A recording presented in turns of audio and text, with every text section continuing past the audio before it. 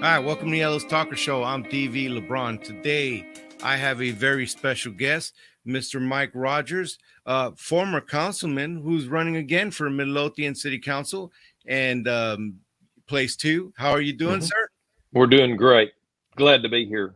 Mr. Rodgers, first, I want to thank you for wanting to serve your community again. Regardless, it is a hard thing to do these to put yourself out there to help the community and get criticized for everything you do and to put yourself out there. It shows a hmm lot about the person that you are, and I want to thank you. Thank you very much. I wanted to go ahead and have you introduce yourself to the people who may not know you. My name is Mike Rodgers. I'm running for Midlothian City Council Place 2. I've been blessed to be a resident of Midlothian now for a little over, I believe, right at 40 years, maybe a little over. My family moved to Midlothian back in, I believe, 82 or 83. My wife graduated from Midlothian schools. I have been a business owner here for a number of years, since about 1995 when I went into business for myself. I owned an A&M fence supply and installation around Midlothian for many years. I brought that business to an end back in 2020 to concentrate on a manufacturing business that I own in Eastgate Industrial Park, which is where that business is located. So I am a local business owner. Back in about, I would say 1999 or 2000, I became interested in our local form of government. I was sitting around complaining about the federal government on TV every night. And I don't remember whether I talked to someone or I might have seen something on TV where it dawned on me that if you're going to complain, get in and be a part of the solution. So this would have been, my goodness, we're talking 23, 20. So we're talking, I guess I was in my mid late 30s.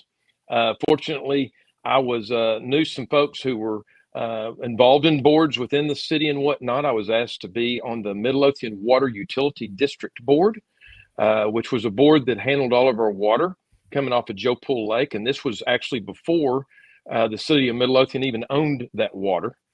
I served on that board for a couple of years. It's always nice to get yourself a nice little cigar. Latitude Exactly. Latitude Cigar in hmm Waxahachie. hmm They opened up and they have great cigars there. Tell Mr. Charles that I sent you, and that's hmm Latitude Cigar in 405 West Madison and Waxahachie. And I hope you will visit them because they are a local business. And Latitude Cigar, Latitude Cigar. Enjoy that cigar. Then after that, went ahead and enrolled into the Midlothian Academy. They sometimes call it Midlothian College now, I think. I would highly encourage residents who are wanting to learn about our city government to be a part of that. That is about a 6-month program. I believe the Chamber of Commerce puts that on now. You would check with either the Chamber of Commerce or the City of Midlothian. They can guide you in the right direction. That is going to guide you through all of our city business, all the different departments, how they operate. You'll meet their department heads. You'll go through police department, public works, finance, on and on and on I can go. So you went ahead and put yourself through this so that you can be better acquainted with the way that government is working, this local government. What did you do next? I was appointed by that council member to the Planning and Zoning Board. Served on that Planning and Zoning Board for several years. And then the opportunity came to where I could serve on city council. And then they had a special election. I signed my name up for that. There was some talk, but no one ran against me. And then that constituted the process of 3 consecutive terms as a council member, I like to put it. We're not separate. We serve as a body. And 3 separate terms, which ran all 3 unopposed. And you might say, well, why, Mike, did you get off? Well, I'm a big believer that it's important to not have lifetime servants, to give other folks the ability to serve if so chose. So at 2020, I decided to step down and have served on the Planning and Zoning Board. I've got asked to serve again on Planning and Zoning. It's an appointment process now. It's different now. Right. But was asked to serve on Planning and Zoning, and most recently was asked to serve on the Comprehensive Review Plan Committee, which I'm also a part of. Go ahead. Yeah, I'm sorry. You've been you've been in these gears, and that's what I'm catching from Mm-hmm. this. Mm-hmm. So there's a lot of stuff that goes into running the city government. There's Mm-hmm. a lot of stuff that the public may not know, and it sounds like you've immersed yourself in that, going through all of that, and then being a councilman for a little while, and then stepping back from that. What do you what is the reason why you want to step back into this role, and what do you think what's different now, Mr. Rodgers? What do you bring different now? Well, I'll tell you, it is interesting. You know, when I sat in on all these meetings before, when I first went into my council role, I went into city servitude with the thought process: I'm going to fix this thing.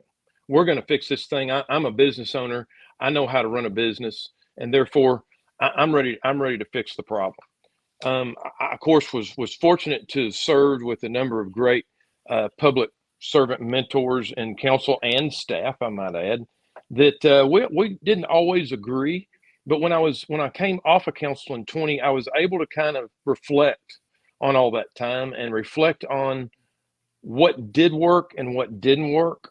And I started, I was noticing a lot of comments on Facebook, and as I traveled around town and as I talked with folks, and what I began to realize and focus on was people are asking a lot of questions about some topics that I'm running on this time.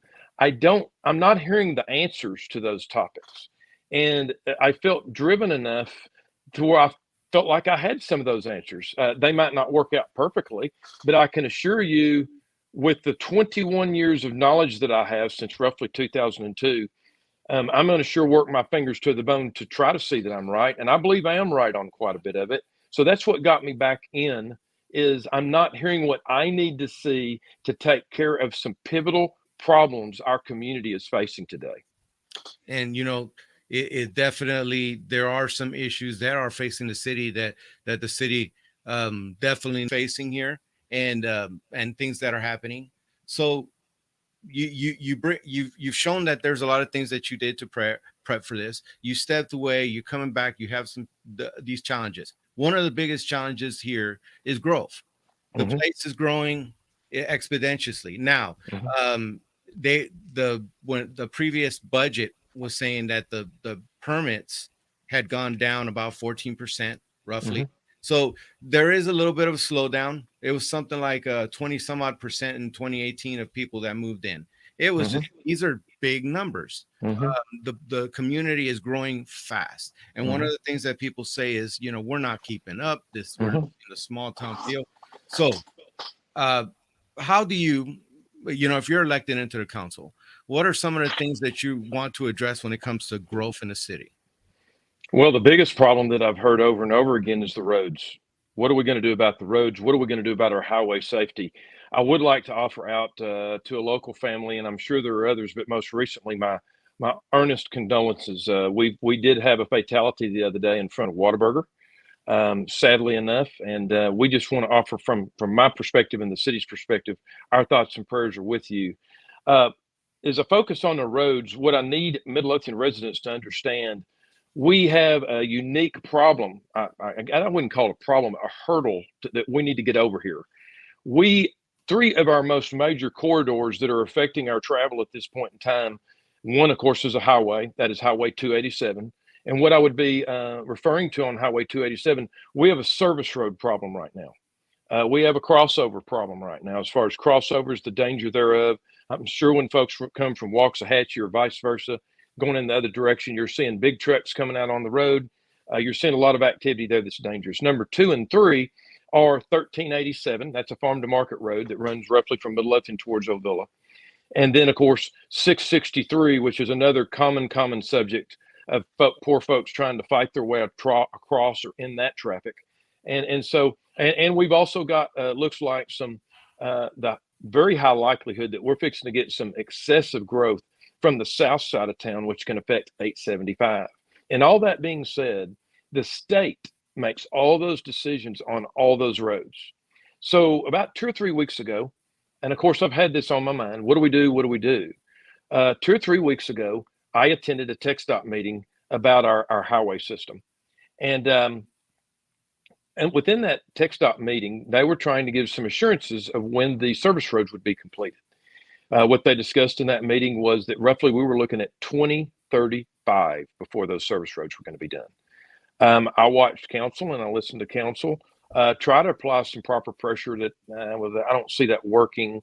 The state came back in and said, or the state representatives, that is TxDOT side, came back in and said, well, we think maybe 28 we can start on some plans and design. And I'm sitting there thinking, we're into 2032, 2033 been done. This isn't going to work. As we speak, there are what I believe to be answers, real answers potentially to our traffic problems. I can't go into detail about that right now. It's too sensitive about what's being developed, but I need the citizens to understand. I have never stopped working for you, even when I've been off of council. I'm still working for you, and I'm going to keep working for you. And there is good news coming. Just hang in there, and it's not going to take a long time. I'm putting a lot of pressure on this. I need to be able to let the folks know what's going on within this campaign, and preferably within the next few weeks. So you have a plan that you're going to come out with the roads. You're thinking maybe in the next few weeks you'll be able to tell the people those details. I definitely look forward to the details, and I'm sure that the people in Midlothian will look forward to the details. So growth roads are roads are something that you pointed out, and you are correct. There's a lot of issues going on, and then the fact that a lot of these roads are state roads and having to deal with that. But let me mention one more item, if I may, about that very quickly. Go ahead. We've heard a number of comments and this is another reason I got involved. We've heard a number of comments by other folks that are running, and I believe they have the best at heart intent. But a comment that you'll often hear is you'll either see on Facebook or you'll see in a podcast where on Facebook folks will say, what are you going to do about the roads? And then you'll hear, well, I see what you say, I hear what you feel. We all know there's problems within the roads, and we're going to work. We all feel it when they're not right. There's really not an answer given there about what's going to be done. The second thing we hear is, well, we're going to just have to work through that with the budget. We're going to have to move some things around in the budget to make. That's not going to happen, folks. I'm telling you, the room is not in the budget to start yanking dollars around. I'm happy to talk to that in a little bit and why. But roads are millions upon millions of dollars. They're done in bonds. They take an extended length of time. And when it comes to working with where our real road problems are, you can pass all the bonds you want, but you've got to be able to work with the state side also. So I wanted to make sure the residents understand, for someone to say we're going to adjust the budget, or we're going to have to take a strong, hard look at that, or we've got to have a long-term plan. City's got a long-term plan. It's called a thoroughfare plan. We've had it for years. We've got the whole city mapped out where roads are going. So it's not from a lack of plan, it's from a lack of approach. Okay. And you have a different approach that you want to take to this growing. What are you going to do to build a better relationship with the other council people so that these plans can come to fruition? I can't speak for who will get elected in this term, but this I can tell you. I've known Hud Hartson for many years. I have served with Clark Wycliffe and known Clark Wycliffe for many years. I have served with Justin and have known Justin for a good period of time.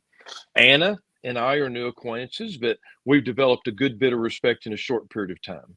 I've worked with Wayne since probably 2006. We have sat beside each other. When I told you before that I went on to the Utility Advisory Board, Wayne and I were sitting beside each other. When I went on to the P&Z board, Wayne and I sat beside each other. Wayne went on council before I did. But then when I went on the council, oddly enough, Wayne and I sat beside each other again. We just keep saying, hey, there's my buddy again sitting there. So I have already served with all the folks that are pretty much there now.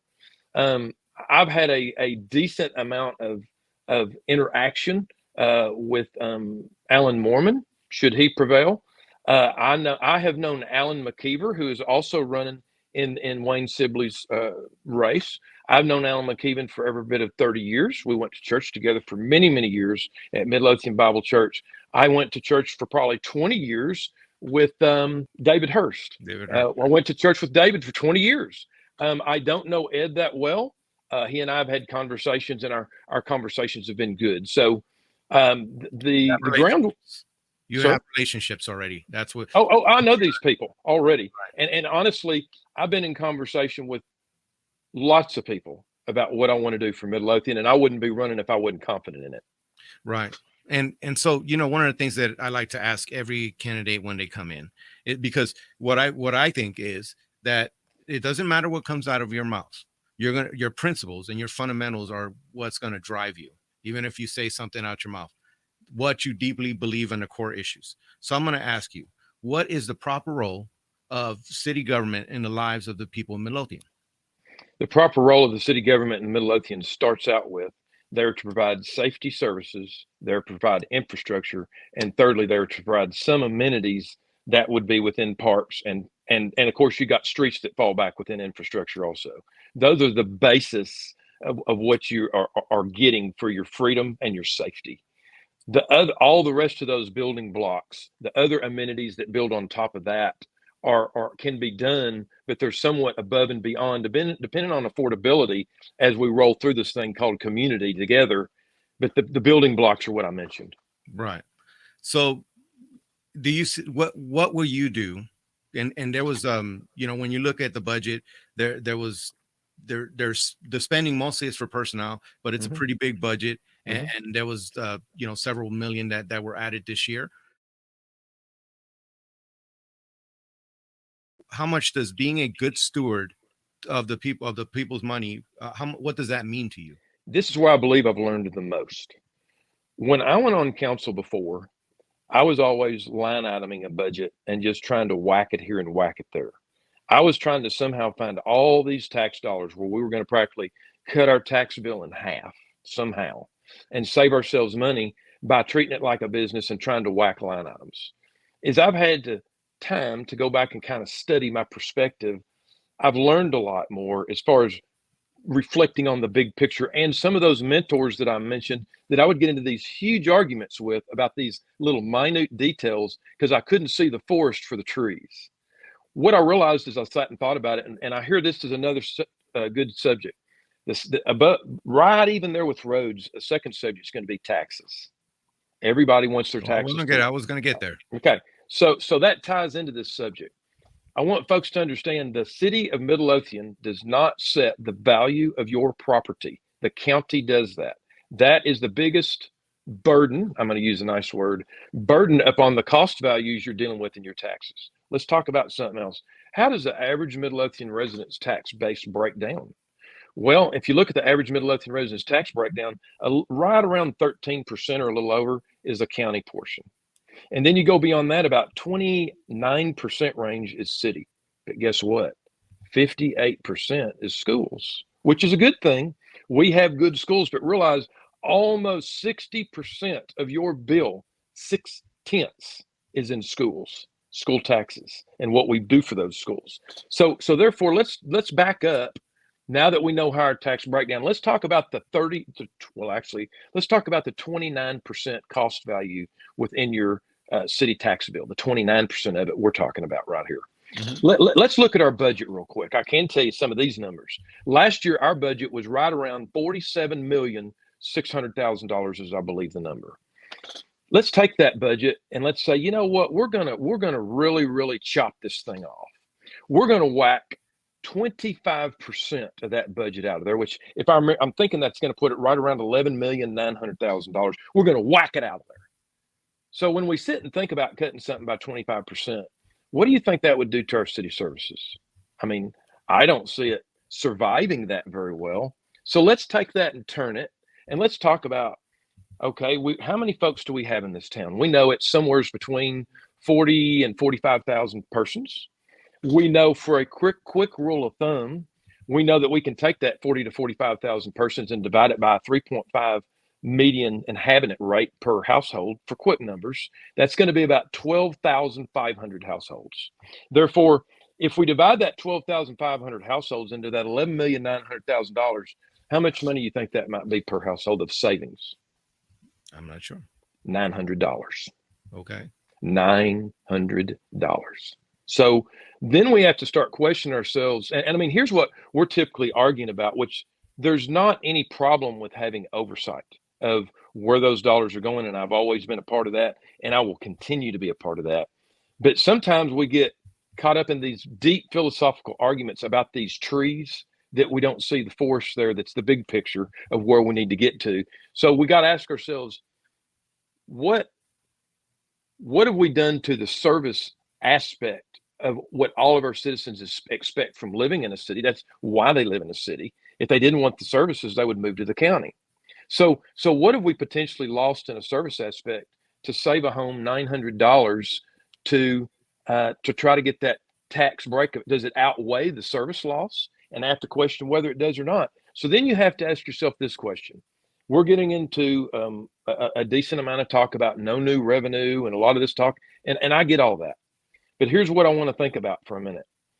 I believe that we have the ability in this town to look at revenue, and this is the second part of my campaign. We have the ability to rethink, reintroduce, redevelop where our revenue comes from. Does that mean we change a whole lot on our budgetary issues? Yes, we still need to oversee these budgetary issues, but what do we need to be looking at as far as how are we going to get that revenue? I believe there are additional sources and places to get revenue that can be adventured, looked upon, looked in, and come up with different ways to generate our revenue. And then what can we do? We then would take our homestead exemption and start bumping it around. Waxahachie did that. They Yes, did that sir. recently, and it was innovative. It was innovative. Yes. So kind of briefly explain how that homestead, if Midlothian was to do that, how does that affect? Briefly explain, kind of a 30,000 foot view. How does that affect the taxpayers of Midlothian? Well, the bottom line is there's a homestead exemption there within your tax base.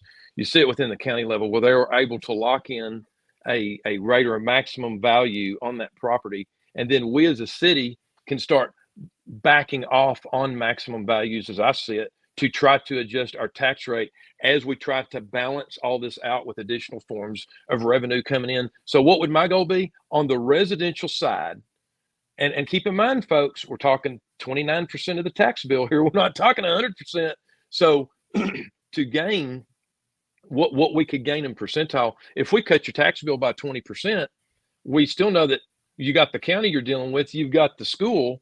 So you've got literally 70 to 72% that's on the balance of what the city doesn't even represent. So but I know what folks are looking for. How are you going to get my tax bill from 10 grand down to 5 grand? Mm-hmm. Well, it lies in a lot more than the city, but I'm willing to help you as much as I can on what I'm running on and what I hope to achieve. And if this wasn't even a part of the conversation and other conversations I've had, I wouldn't be running on it. I'm running on it. Go ahead. I'm sorry to interrupt, but would you consider a tax rate that kept the revenue the same as the year previous? Would you consider a tax rate like that? I think in its own way of speaking, it's what I'm talking about. Okay. If these additional formats are found, it's outside the box of the norm, then we are able to, we're receiving more money, but not through our residential residents. That is in its own way. So here's what I do know. I do know this: Midlothian is 65 square miles, and Midlothian is growing just like you brought up earlier. We both know, and I own a business. I cannot grow my business without increasing some expense line. And let's face the facts. I told you earlier that I had to learn the hard way. You cannot run a city like a business. It will not work. And I'll tell you the problem and the difference. It's the litmus test. Businesses evolve and survive off of dollars and P&L, profit and loss statements. Cities are in the service business. Completely different item, completely different modes of operation. I own a business. I get to dictate what I want to happen every day. I can make a change like that in the morning. I can say, okay, we're going to pull these guys. I can get with my management and I can say, we're going to pull these guys out of this portion. We're going to put them over there in that manufacturing portion. We're going to use. Cities don't get to do that. It doesn't just happen like that. So it definitely has to be handled differently. Exactly. So as a businessman, what can the city do to promote business? Because as you can see, we have become a little bit, now it's growing. There's more on 663. There's more business coming, but we rapidly became a bedroom community and everybody's going to Waxahachie to shop. Now that can give the homeowners quite a relief. So as a businessman, what do you think that Midlothian, and what would you say, what would you do if you became a council to promote business? What do you think Midlothian can do? Briefly. Just so you know, and just so the residents know, Midlothian has been trying to promote growth and business, not from a gain of anyone on council that I know of. And I can tell you right now, if I did, I would call them out, but I don't know of any of that that's going on. Midlothian has actually hired out back before we got Kroger and that shopping center and some of our other growth. Midlothian we got a lot of pressure then. Imagine what it was like before we had Kroger. I mean, all we had was a McDonald's and a couple of other items. And I know what folks want. They want steakhouses. They want to be able to shop. They want some of these abilities to shop in a location or an area that's, excuse me, close to them. Here's the issue, though. You brought something up earlier in your conversation and in the beginning of your conversation. How do we guide this town? Oh, or is it going to become a city? So let me ask this question. When you talk with folks, and I do on the street, and they say, yeah, we moved here from Mansfield. Does that not stop you for a minute and go, why would somebody move for 18 minutes? Because remember what Mansfield, and I'm not calling Mansfield out. They got a great city. But here's the deal. Where do we want to live?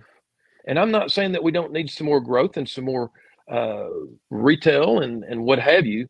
One of the biggest issues that we have that I want folks to understand right now, this is all linked to population density. In other words, that place where some of you moved from that was too much of a city for you, they had all those places. And now we'll get here, say, hey, I want the steakhouse. I want the shopping center. I don't want to have to drive more than 2 miles to get what I want. Well, that's Arlington. That's Grand Prairie. That's what Mansfield's becoming. So what did you, and so most of the folks that I talked to, they moved here because they wanted to move back. They wanted to live in a town. They wanted to be in a community. They wanted to be where they had a format where they felt like they belonged. Another one of our big problems that goes back to the question that you asked. Due to we are 65 square miles, due to that we have focused on lower density, we're definitely not low density anymore, but lower, it's got to spread out enough that retail side likes to see spread in more to get all of this stuff folks want. And we're getting there. I will tell you this, any of your major retail lines, 50,000 folks is the minimum that we've always been told, the minimum line on population base for them to start flowing in with the retail side. And we're not far from that. But then the next big question, do we have the centralized density platforms to hold or draw the retail side that folks think we're supposed to have these steakhouses and all this? So there's a price that comes with exactly. And there's a price, and you know what I'm getting from you. And if I'm reading you wrong, Mr. Rodgers, correct me, because this is about you talking to the people. One of the things that I hear often when I talk to all these city leaders on the show is they want the community to become a place where you can live, work, play, shop, do it all right here. And you're saying, hey, you know, if we do this, we're Arlington, we're Grand Prairie, we're Mansfield, so we can go there, but know where we're going. Is that kind of what you're saying? We're going to get there anyway. What I'm saying is it might not happen next week. We are going to grow. We're projected 65 square miles at the same path we're on now to grow to a town of 100,000 people. Wow. Yeah. So folks, you're going to get what you want. What I'm saying is, and what I've always been online for, and this is what I've been saying since the beginning of my service. What do I wish we could be? I want Midlothian to be the town that when you drive through Midlothian, have you ever been to a town and you drive through it and you still remember it today? How many towns have you driven through and it's just like every other town? A city running into a city. They all look the same. They got the same kind of houses. Some are more dense than others. What do I want to be? I want to be the Fredericksburg of North Texas. That's what I want. I get it. Right. So, you know, before we close out, and unfortunately we got to get to that point, I wanted to ask you one more question, and that question was about law enforcement. Mm-hmm. You know, I talked to the chief, and it's been a while, but when I talked to the chief, there was growing problems with sex trafficking. There was growing problems with fentanyl, with certain drugs that were coming into the city, which is a national problem, but it's affecting little old Midlothian. Mm-hmm. So can law enforcement rely on you being supportive? Without doubt. And it's proven in my track record. When I came on the council back in roughly 2011, I believe was roughly the time format, we were way, way, way behind, folks. I'll tell you how far we were behind. And let me tell you something I had to do. One of the hardest decisions I've ever had to make in my life. We went up on taxes.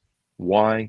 Because we didn't have enough police officers. We didn't have enough firemen. They didn't have good enough pay. We had parks employees that were underpaid. We didn't have the right type of insurance and retirement formats in place. We were in bad shape. And that was after coming out of '08, and we didn't have any money.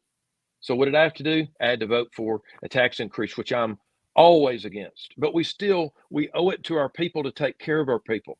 Because if we're not taking care of our our emergency personnel, and we're not taking care of our parks personnel, what's the point? We don't have a city. So I did have to raise taxes back in about 11, but I'm going to tell you what I did, folks. And I came back around in about 2015, and I started beating the drums. And I have to thank a good friend of mine today, Art Piard, bless his heart. He passed away during my last service on council, a wonderful mentor and friend of mine. He got on the same page with me and maybe another council member or two. And what did we do? We got the process started to get us right back where we are today, which is back at a 65-cent tax rate. It's taken 8 years to get back there, but that was always my goal. If you're going to raise them, draw it back and use it as a savings plan. Don't keep going up, and we turn around and we have a 80 or 90-cent rate, which we easily could, but we got that back. And it finally got back to 65 cents again this last year. Yeah, I saw that, and there was a lot of argument during that time, but we kind of covered that. So this is the part of the show where you get to talk directly to the people of Midlothian. I give you the show right now, and you tell them, you give them your closing shot. Thank you very much, and thank everyone for listening today. I'm glad to be here. I am a local business owner, and I want all Midlothian residents to know I have no vested interest economically to serve this great city we live in, we call home. For me, it is home. I know many of you have chosen it for home, and I'm going to tell you what I'm going to do. I'm not what I want to do, what I will continue to do that I've done for 21 years. I'm going to continue to focus on developing Midlothian, Texas for the place that you chose to live and call home.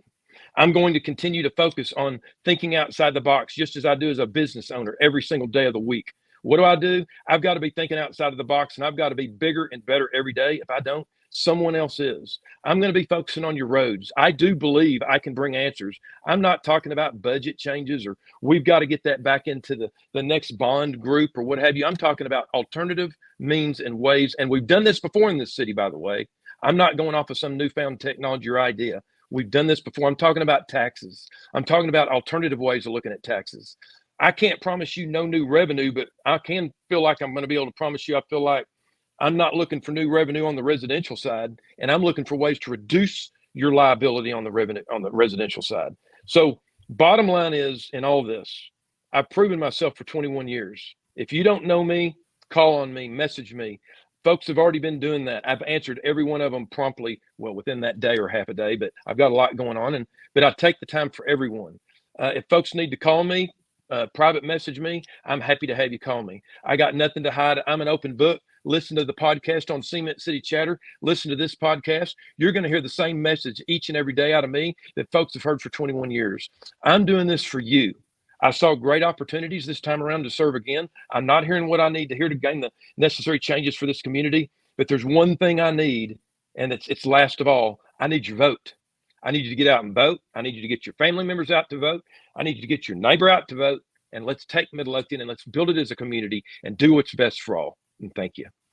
Well, sir, that was very passionate. And, like I started, I appreciate when anybody wants to run, run for office and stuff. So as you can see, we're covering the candidates pretty good this year. The guys at Cement City Chatter and me, we have slightly different styles of doing things, but we're getting this information out for you, the people of Ellis County. Mr. Rodgers, thank you so much again for responding to this and coming to the show. I know that you don't have to do it, and I know that this isn't always the most comfortable thing, but I thank you for doing it. I appreciate it, sir. Thank you. And I'll say this, I'll be happy to come back anytime. I am an open book. You've treated me fairly. You always treat all your guests fairly. Anytime you would like to visit with me, and this goes for the public, I'm ready and I'm here for you. Thank you, sir.